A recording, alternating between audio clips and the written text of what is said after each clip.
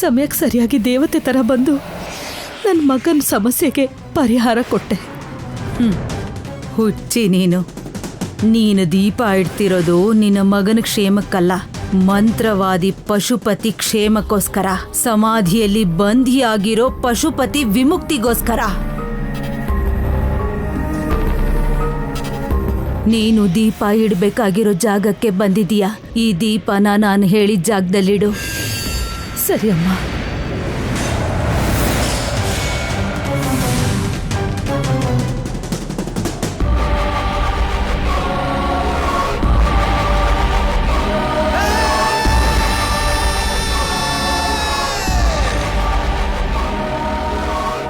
ದೀಪ ಇಡಬೇಕಾಗಿರೋ ಜಾಗಕ್ಕೆ ಬಂದ್ವಿ. ಬೆಳಗುತ್ತಿರೋ ಈ ದೀಪನ ಇಲ್ಲಿಡು.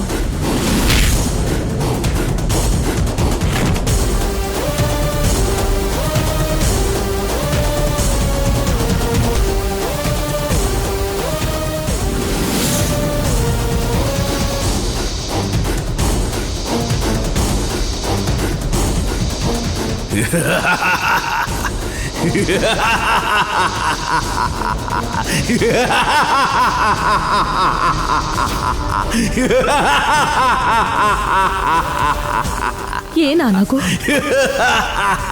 ಹೇಳ್ತೀನಿ, ಇದು ದೈವ ಶಕ್ತಿ ಇರುವಂತ ಜಾಗ. ಇಲ್ಲಿ ಎಂತ ಶಬ್ದ ಕೇಳಿಸಿದ್ರು ತಲೆ ಕೆಡಿಸ್ಕೋಬೇಡ. ಎಂತ ಮಂತ್ರ ಕೇಳಿಸಿದ್ರು ಹಿಂದೆ ತಿರುಗಿ ನೋಡ್ಬೇಡ. ಬಂದ ದಾರಿಯಲ್ಲೇ ವಾಪಸ್ ಹೋಗು. ಹಿಂದೆ ತಿರುಗಿ ನೋಡ್ದೆ ಅಂದ್ರೆ ದೀಪ ಇಟ್ಟಿರೋ ಫಲ ಸಿಗದೆ ನಿನ್ನ ಮಗ ಗಂಡಾಂತರದಲ್ಲಿ ಸಿಕ್ಕಿ ಅರ್ಧ ಆಯಸ್ಸಲ್ಲೇ ಸತ್ತೋಗ್ತಾನೆ. ಬೇಡ, ನಾನು ಹಿಂತಿರುಗಿ ನೋಡಲ್ಲ. ನಡಿ.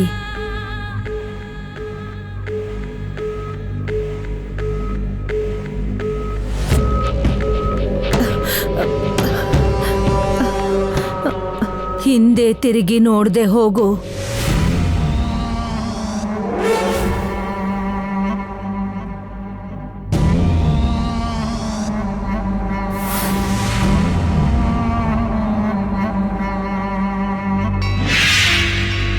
ಹಿಂದೆ ತಿರುಗಿ ನೋಡ್ಬೇಡ ಅಂದೆ.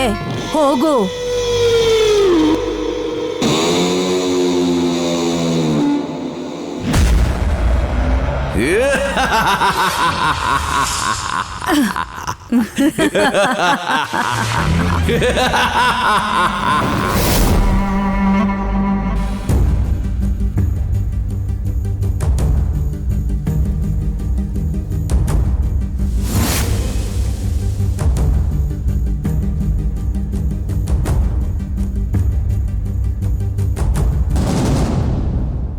ಅರವಿಂದ ಇನ್ನೂ ಬರ್ಲಿಲ್ವಲ್ಲ? ಇಷ್ಟೊತ್ತಲ್ಲಿ ಹೊರಗೋಗಿದ್ದಾಳೆ ಅಂತ ವರ್ಮಂಗ್ ಗೊತ್ತಾದ್ರೆ ಅಯ್ಯೋ ಇನ್ನೇನಾಗುತ್ತೋ, ಸಾಯಿಸೇ ಬಿಡ್ತಾನೆ. ಅತ್ತೆ ಅತ್ತೆ ಅತ್ತೆ, ಅವ್ರು ಹೇಳಿದ ಹಾಗೆ ಹೇಳಿದ ಜಾಗದಲ್ಲೇ ದೀಪ ಇಟ್ಟು ಬಂದಿದ್ದೀನಿ. ಹಿಂದೆ ತಿರುಗಿ ನೋಡ್ಲಿಲ್ಲ ತಾನೆ? ಆಹಾ, ಇಲ್ಲ ಅತ್ತೆ, ನೋಡಿಲ್ಲ. ಹೋಗ್ಲಿ ಬಿಡಮ್ಮ, ಹೋದ್ ಕೆಲ್ಸ ಯಾವ ತೊಂದ್ರೆನೂ ಇಲ್ದಿರ ಆಯ್ತು. ಅನಿರುದ್ಧ ಗಂಡಾಂತರ ಎಲ್ಲ ಪರಿಹಾರ ಆಗತ್ತೆ ತಾನೆ? ನಮ್ ಕೆಲ್ಸ ನಾವು ಪೂರ್ತಿ ಮಾಡಿದೀವಿ, ಇನ್ನೆಲ್ಲ ದೇವ್ರಿಗೆ ಬಿಟ್ಟಿದ್ದು. ನಡಿ, ನಮ್ಮಿಬ್ಬರನ್ನ ಯಾರಾದ್ರೂ ನೋಡಿದ್ರೆ ಅನುಮಾನ ಬರುತ್ತೆ. ನೀನೊಳಗ್ ಹೋಗು. ಸರಿ ಅತ್ತೆ.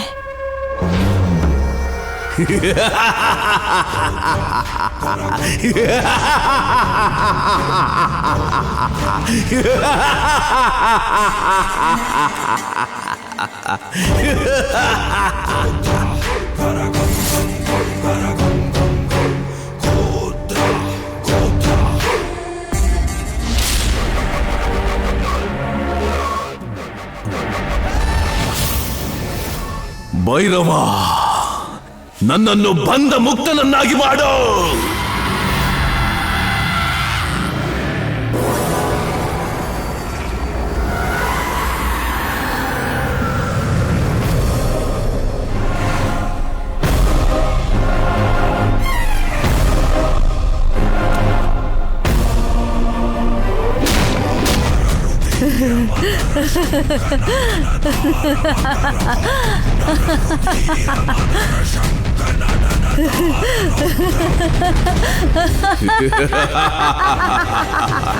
ಬಂದ್ಬಿಟ್ಟ ಈ ಪಶುಪತಿ ಮತ್ತೆ ಬಂದ್ಬಿಟ್ಟ.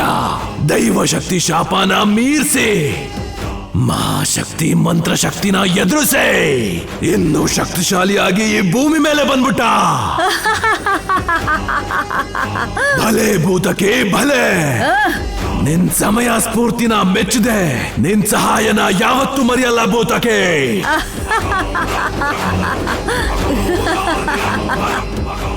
ಧನ್ಯಳಾದೆ. ಮಾಡ್ಬೇಕಾಗಿರೋ ಕೆಲ್ಸ ನಾಗನಿಧಿ ಸ್ವಾಧೀನ. ಬಾ.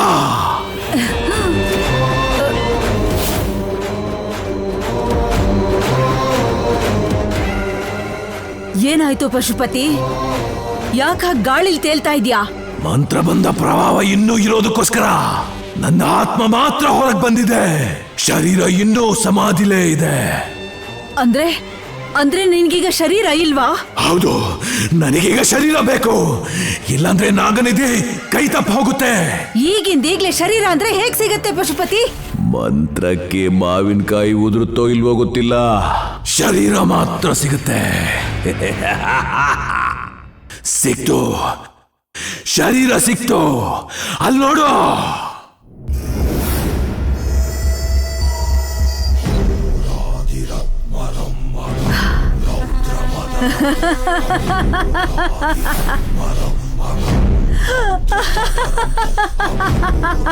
ಅರ್ಥ ಆಯ್ತು.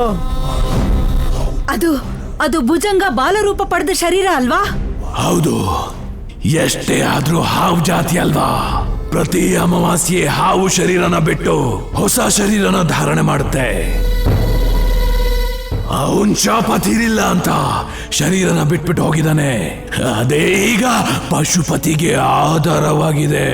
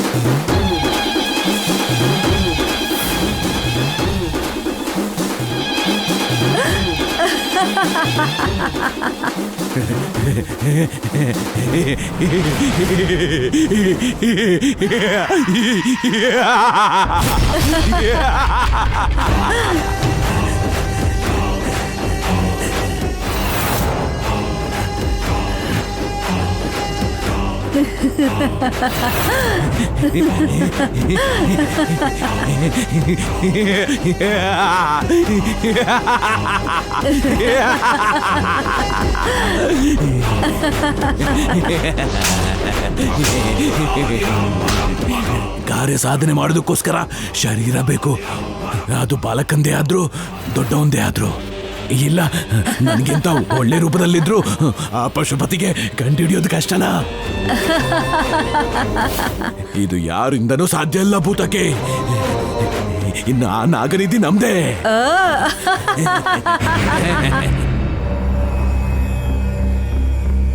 ಓಂ ನಮಃ ಶಿವಾಯ. ಈಶ್ವರ ಮಹೇಶ್ವರ, ನಾಗಮ್ಮ ತನ್ನ ಭಕ್ತೆಯನ್ನು ಕಾಪಾಡೋದಕ್ಕೋಸ್ಕರ ತನ್ನ ಪ್ರಾಣನೇ ತ್ಯಾಗ ಮಾಡೋದಕ್ಕೆ ಸಿದ್ಧವಾಗಿದ್ಲು.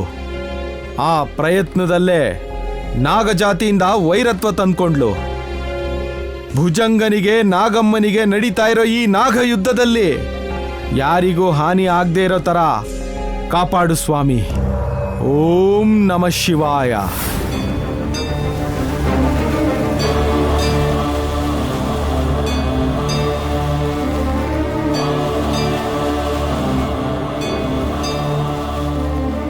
ಓಂ ನಮಃ ಶಿವಾಯ.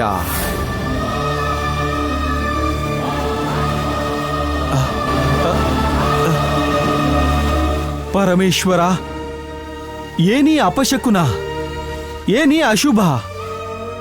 ಏನೋ ನಡೆದಿದೆ. ನಾಗಜಾತಿಗೇನೋ ಕೇಡಾಗಿದೆ. ಅದಕ್ಕೆ ಈ ಅಶುಭ ಸೂಚನೆಗಳನ್ನ ತೋರಿಸ್ತಿದ್ಯಾ ಪರಮೇಶ್ವರ? ಅಷ್ಟಕ್ಕೂ ಏನ್ ನಡೀತು ಅನ್ನೋದನ್ನ ನಾಗದುರ್ಬಿನಲ್ಲಿ ನೋಡಿ ತಿಳ್ಕೋಬೇಕು.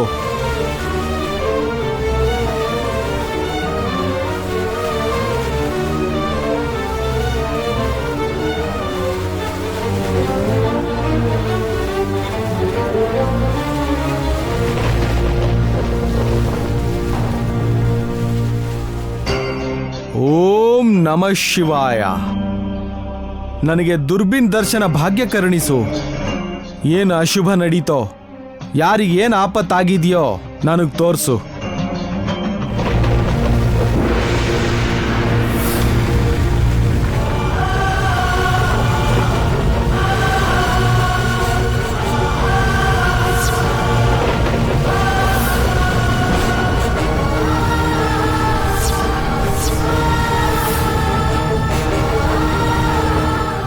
ನಾಗಮ್ಮ, ನಾಗಮ್ಮನ್ಗೇನಾಯ್ತು?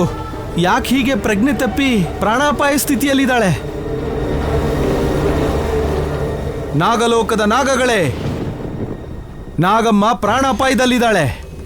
ಈಗಲೇ ಹೋಗಿ ಕಾಪಾಡ್ಕೋಬೇಕು.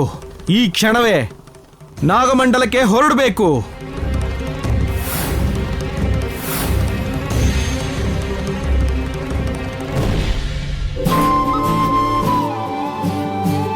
Wow, super.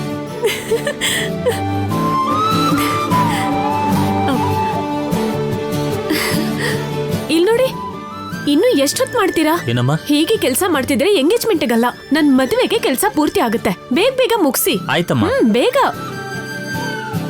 ಆ ಹೂ ಮಾಲೆನ ಬೇಗ ಬೇಗ ಕಟ್ಟಿ. ಆಯ್ತಮ್ಮ. ಆ ಕಡೆ ಲೈಟ್ ಸೆಟ್ ಮಾಡಿ. ಸೆಟ್ ಮಾಡ್ತೀನಿ ಮೇಡಮ್. ಪರ್ಣಿ, ಏನೇ ಮನೆಯಲ್ಲ ತಿರುಗಿ ಅಲಂಕಾರ ಮಾಡ್ತಿದ್ಯಾ? ಮತ್ತೆ ನನ್ನ ಎಂಗೇಜ್ಮೆಂಟ್ಗೆ ನಾನಲ್ದೆ ಮನೆಯವರೆಲ್ಲ ಗದ್ಲ ಮಾಡ್ತಾರ ಏನಮ್ಮ? ಕೊನೆಗೂ ಅಂದ್ಕೊಂಡಿದ್ದನ್ನ ಸಾಧಿಸ್ಬಿಟ್ಟೆ. ಮತ್ತೆ ಇಲ್ಲಿರೋದು ಯಾರಮ್ಮ? ಭದ್ರಾವತಿ ಮಗಳು. ನನ್ನ ಬಂಗಾರ ನೀನು. ನೀನ್ ಅಂದ್ಕೊಂಡಿದ್ದು ನಿನಗ್ ಸಿಕ್ತಾಗೆ ನಾನು ಅಂದ್ಕೊಂಡಿದ್ದು ನಿನಗ್ ಸಿಕ್ಕಿದ್ರೆ ಎಷ್ಟು ಚೆನ್ನಾಗಿರುತ್ತೋ ಏನೋ. ಭಾವ ನಿನಗೆ ಅಳಿಯ ಆದ್ಮೇಲೆ ನಿಧಿ ಮಾವ ಹೆಂಗ್ ಸಿಕ್ಕಿದ್ರೇನು, ನಿನಗ್ ಸಿಕ್ಕಿದ್ರೇನು, ಯಾರಿಗ್ ಸಿಕ್ಕಿದ್ರೂ ಅನುಭವಿಸೋದ್ ನಾವೇ ಅಲ್ವೇನಮ್ಮ? ಅಬ್ಬಬ್ಬಬ್ಬಬ್ಬಬ್ಬಾ, ನೀನೇನು ಅಂದ್ಕೊಂಡಿದ್ದೆ ಕಣೆ, ನನಗಿಂತ ಚುರುಕಾಗಿ ಯೋಚನೆ ಮಾಡ್ತೀಯ. ಆದ್ರೆ ಆ ಅನಿರುದ್ಧ್ ನಿನ್ನ ಇಷ್ಟ ಪಡ್ತಾನೋ ಇಲ್ವೋ ವಿಧಿ ಇಲ್ದೆ ಮಾಡ್ಕೋತಾ ಇದ್ದಾನೆ. ಅವನು ಸ್ವಲ್ಪ ನಿಂದಾರಿಗೆ ಕರ್ಕೊಂಡ್ ಬಾರೆ. ಭಾವ ನನಗ್ ತಾಳಿ ಕಟ್ಟಿದ್ಮೇಲೆ ನನ್ ಭಾವನ್ನ ಸೆರಗಲ್ ಕಟ್ಟಾಕೋತೀನಮ್ಮ. ಅವನು ನಿಮ್ಮಪ್ಪನ ತರ ಅಲ್ವೇ, ನೀನ್ ಹೇಳಿದನ್ನೆಲ್ಲ ಕೇಳೋದಕ್ಕೆ? ನಾನ್ ಕೂಡ ಅಷ್ಟು ಒಳ್ಳೆಯವಳಲ್ಲಮ್ಮ, ನೀನಪ್ಪನ್ನ ದೂರ ಇಟ್ಟಾಗೆ ನಾನ್ ಇಡೋದಕ್ಕೆ. ಸರಿ ಬಿಡು, ನೋಡೋಣ. ಏಯ್, ಏನೋ ಮಾಡ್ತಿದ್ಯಾ? ಸರಿ ಹಾಸೋ ಇದನ್ನ. ಅಮ್ಮ, ನಾನ್ ರೆಡಿಯಾಗಿ ಬರ್ತೀನಿ. ಹೋಗು ಹೋಗು. ಏಯ್, ಈ ಹೂ ಸರಿಯಾಗಿ ಸಿಕ್ಸಿ. ನಿಜವಾಗ್ಲೂ ಅವಳು ಬದುಕ್ಬೇಕು ಅನ್ನೋ ಆಸೆ ಇದ್ರೆ ನನ್ನನ್ನೇ ಮದ್ವೆ ಮಾಡ್ಕೋತಿ ಅಂತ ಮಾತು ಕೊಡ್ಬೇಕು. ಹೇಳು, ಮದ್ವೆ ಮಾಡ್ಕೋತೀಯಾ? ತಡ ಮಾಡ್ಬೇಡ ಭಾವ, ಹೇಳು.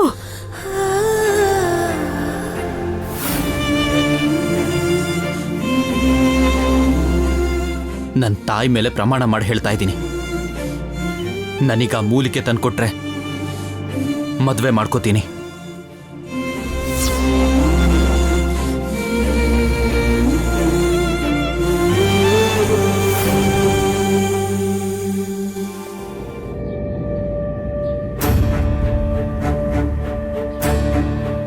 ಭದ್ರಾ, ಪರ್ಣಿಕಾ ಏನು ಚಿಕ್ಕ ಹುಡುಗಿ, ಭಾವನ್ ಮೇಲಿರೋ ಪ್ರೀತಿಯಿಂದ ಈ ರೀತಿ ಎಲ್ಲ ಮಾಡ್ತಿದ್ದಾಳೆ. ಆದ್ರೆ ನಿನ್ಗೆಲ್ಲಾನು ಗೊತ್ತು. ಅನಿರುದ್ಧಗಿರೋ ದೋಷ, ಗಂಡಾಂತರ ಎಲ್ಲ ಗೊತ್ತಿದ್ಮೇಲೆ ಈಗ ಮದ್ವೆ ಹೇಗ್ ಮಾಡ್ತೀಯ ಭದ್ರಾ? ಬಲವಂತವಾಗಿ ಮಾಡೋದಕ್ಕೆ ಇದೇನ್ ಬೊಂಬೆಗಳ ಆಟನ? ಅದ್ಕೆ ನಮ್ಮ ಮಕ್ಳು ಮದ್ವೆ ನಾವ್ ಜೀವಂತವಾಗಿರೋಗ್ಲೇ ಅವರಿಬ್ರು ಮದ್ವೆ ಮಾಡಿಸ್ಲಿಲ್ಲ ಅಂತಂದ್ರೆ ಇವತ್ತಿನ ಅಮ್ಮ ಆಗಿದ್ದೀನಿ, ನಾಳೆ ಅಮ್ಮಮ್ಮ ಹೇಗಾಗ್ತೀನಿ? ಬೇಡ ಭದ್ರಾ, ಇಷ್ಟ ಇಲ್ದಿರೋ ಮದ್ವೆ ಮಾಡೋದು ಯಾರಿಗೂ ಒಳ್ಳೇದಲ್ಲ. ಇಷ್ಟ ಇಲ್ಲ ಅಂದ್ರೆ ಯಾರಿಗೆ? ನಿನಗ, ನಿನ್ನ ಮಗನ್ಗ, ಅಥವಾ ನಮ್ಮ ಅಣ್ಣಂಗ? ಅದು ಭದ್ರಾ, ನೋಡೋದಕ್ಕೆ ನಿನಗೇನಾದರೂ ಇಷ್ಟ ಇಲ್ಲ ಅಂತಂದರೆ ಅದರಿಂದ ನಷ್ಟ ನನಗೇನಾಗಲ್ಲ. ಯಾಕೆಂದರೆ ನನ್ನ ಮಗಳಿಗೆ ತೊಂದರೆ ಕೊಡೋಂಥ ಅತ್ತೆ ನೀನು ಆಗಿರಲ್ಲ. ಅದಕ್ಕೆ ನಮ್ಮ ಅಣ್ಣನಿಗೆ ಇಷ್ಟ ಇಲ್ಲ ಅಂತಂದರೆ ಎಂಗೇಜ್ಮೆಂಟ್ವರೆಗೂ ಬರೋ ಪ್ರಮೇಯನೇ ಇರ್ತಾ ಇರಲಿಲ್ಲ. ಇನ್ನು ಅನಿರುದ್ಧ ಮಾತಾ, ಇಷ್ಟ ಇದ್ರೂ ಇಲ್ಲದೆ ಇದ್ರೂ ಸರಿ, ಅವನು ನಿನ್ನ ಮೇಲೆ ಆಣೆ ಮಾಡಿರೋದಕ್ಕೆ ತಾಳಿ ಕಟ್ಟೆ ಕಟ್ತಾನೆ. ನನ್ನ ಮಗಳಿಗೆ ಗಂಡ ಆಗೇ ಆಗ್ತಾನೆ. ಅತ್ಗೆ ನಾವೆಷ್ಟೇ ಪ್ರಯತ್ನ ಪಟ್ಟರೂ ನನ್ನ ಮಗಳನ್ನೂ ತಡೆಯೋಕ್ಕಾಗಲ್ಲ, ಹಾಗೆ ಈ ಮದುವೆನೂ ತಡೆಯೋಕ್ಕಾಗಲ್ಲ. ಮಕ್ಕಳನ್ನ ಸರಿಯಾಗಿ ಅರ್ಥ ಮಾಡಿಕೊಂಡು ನಡೆಯೋ ಮದುವೆಗೆ ಅಕ್ಷತೆ ಹಾಕೋದನ್ನ ಬಿಟ್ರೆ ನೀನು ಹೋಗಿ ಎಂಗೇಜ್ಮೆಂಟ್ ಸಿದ್ಧತೆ ಮಾಡ್ಕೋ. ಅದಕ್ಕೆ ಏನು ಕಡಿಮೆ ಆಗಬಾರ್ದು. ಹೋಗು ಹೋಗು. ನಮ್ಮಿಬ್ರು ಕುಟುಂಬದ ಒಳ್ಳೇದಕ್ಕೆ ಹೇಳ್ತಿದ್ದೀನಿ. ಆ ಮಾತು ನಿನಗಿಷ್ಟ ಆಗ್ತಿಲ್ಲ. ಮುಂದೆ ಬರೋ ಎಲ್ಲ ತೊಂದರೆಗಳಿಗೂ ನೀನೇ ಜವಾಬ್ದಾರಿ, ಮರಿಬೇಡ.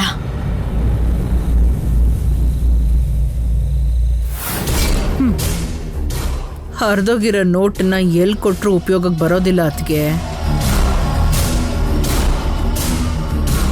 ಏಯ್,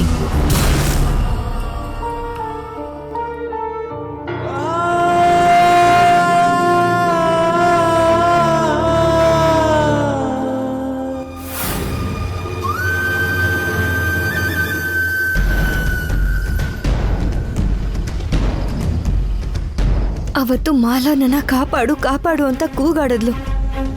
ಹೊರಗಡೆ ಹೋಗಿ ನೋಡಿದ್ರೆ ಅದು ಮಾಲಾ ಅಲ್ಲ, ಭುಜಂಗ ಅಂತ ಗೊತ್ತಾಯ್ತು. ಮತ್ತೆ ಮಾಲಾ ಎಲ್ಲಿ ಹೋದ್ಲು? ಒಂದ್ ವೇಳೆ ಮಾಲಂಗೆ ಕ್ಷುದ್ರ ಶಕ್ತಿಗಳಿದೆ ಅಂತ ಅನ್ಕೊಂಡು ಮನೆಯವ್ರು ಏನಾದ್ರೂ ಮಾಡ್ಬಿಟ್ರಾ? ಎಲ್ಲಾದ್ರೂ ಬಚ್ಚಿಟ್ಟಿದಾರಾ?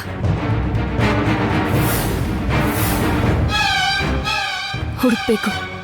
ಈ ಗಲಾಟೆನಲ್ಲೇ ಇಡೀ ಮನೆ ಹುಡುಕ್ಬೇಕು.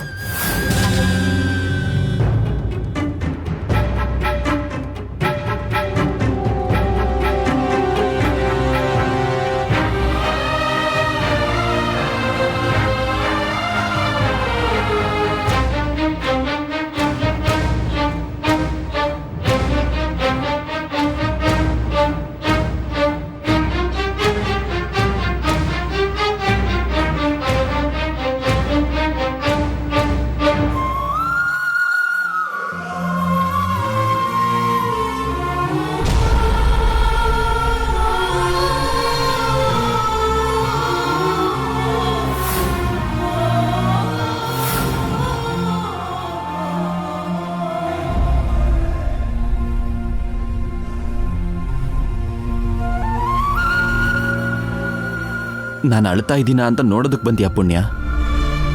ಬೇರೆಯವರು ಅಳೋದನ್ನ ನೋಡಿ ಸಂತೋಷ ಪಡೋದಕ್ಕೆ ನಾನಿನ್ ಪರಿಣಿಕ ಅಲ್ಲ. ನಿನಗಿವಾಗ ಸಂತೋಷ ಅಲ್ವಾ? ಯಾಕೆ? ನನಗೆ ಮದುವೆ ಆಗ್ತಿದ್ಯಲ್ಲ ಅದಕ್ಕೆ. ನನ್ನ ಪ್ರೀತಿ ಸೋತೈತಲ್ವಾ ಅದಕ್ಕೆ. ಈ ಭೂಮಿಯಲ್ಲಿ ಪ್ರೀತಿ ಇಲ್ಲ ಅನ್ನೋದಕ್ಕೆ ನೀನೇ ಸಾಕ್ಷಿ. ಒಂದು ಹೆಣ್ಣನ್ನ ಸಿನ್ಸಿಯರ್ ಆಗಿ ಲವ್ ಮಾಡಿದ್ರೆ ಕೊನೆ ಕಣ್ಣೀರೇ ಸಿಗೋದು ಅನ್ನೋದಕ್ಕೆ ನಾನೇ ಸಾಕ್ಷಿ. ಪ್ರೀತಿ ಮಾಡಿದ್ರೆ ಇಷ್ಟು ನರಕ ಅನುಭವಿಸ್ಬೇಕಾಗುತ್ತೆ ಅಂತ ಗೊತ್ತಿದ್ದಿದ್ರೆ ನಾನು ನಿಜವಾಗ್ಲೂ ಪ್ರೀತಿ ಮಾಡ್ತಾನೆ ಇರಲಿಲ್ಲ ಪುಣ್ಯ. ಆದ್ರೆ ಏನ್ ಮಾಡ್ಲಿ, ಪ್ರೀತಿಸ್ಬಿಟ್ನಲ್ವಾ, ಅನುಭವಿಸ್ಬೇಕಾಗಿದ್ದೆ. ಎಲ್ಲ ಇದೆ ಅಲ್ವಾ? ಎಲ್ಲ ಬಂದಿದೆಯಮ್ಮ. ಅದನ್ನ ತಗೊಳ್ಳಿ. ತಾಂಬೂಲ ಅಷ್ಟೇ ಬರಬೇಕು. ತರಿಸ್ತೀನಿ ರೀ. ಆಯ್ತಮ್ಮ. ಭದ್ರಾ, ಎಲ್ಲಿಗೆ ಹೋಗ್ತಿದ್ಯಾ? ಅನಿರುದ್ಧ್ಗೆ ಬಟ್ಟೆ ಕೊಡಕ್ ಹೋಗ್ತಾ ಇದ್ದೀನಮ್ಮ. ಸರಿ, ನೀನು ಹೋಗು. ನಾನು ಇಲ್ಲೆಲ್ಲ ನೋಡ್ಕೋತೀನಿ. ಸರಿ, ಹೋಗು ಹೋಗು. ಪುರೋಹಿತ್ರೆ, ಅಮ್ಮ, ತಾಂಬೂಲ ಒಂದೇ ಅಲ್ವಾ, ನಾನು ತರಿಸ್ತೀನಿ. ನೀವು ಮಿಕ್ಕಿದ ಏರ್ಪಾಟೆಲ್ಲ ಮಾಡ್ಕೊಳ್ಳಿ. ಸರಿನಮ್ಮ. ಬಂದೇ ಇರಿ. ನನಗೆ ಪ್ರೀತಿ ಬಗ್ಗೆ ಗೊತ್ತಿಲ್ಲ. ಯಾಕಂದ್ರೆ ನನಗೆ ಪ್ರೀತಿ ಹಂಚೋದಕ್ಕೆ ಅಮ್ಮ ಇಲ್ಲ, ಪ್ರೀತಿಸೋದಕ್ಕೆ ಅಪ್ಪ ಇಲ್ಲ. ಅದಕ್ಕೆ ಇರಬೇಕು. ಪ್ರೀತಿಸ್ಬೇಕು ಅನ್ನೋ ಯೋಚನೆನೂ ಬರಲ್ಲ. ಆದ್ರೆ ಇವತ್ತು ನಿನ್ನ ನೋಡ್ತಿದ್ರೆ ಯಾಕೋ ಬೇಜಾರಾಗ್ತಿದೆ. ಬಹುಶಃ ನನಗೋಸ್ಕರ ನನ್ನ ಬದುಕಿಸೋದಕ್ಕೋಸ್ಕರ ಇಷ್ಟ ಇಲ್ದಿರೋ ಹುಡುಗಿನ ಮದ್ವೆ ಆಗ್ತಿದ್ಯಾ ಅನ್ನೋ ಕಾರಣಕ್ಕಿರ್ಬೋದು.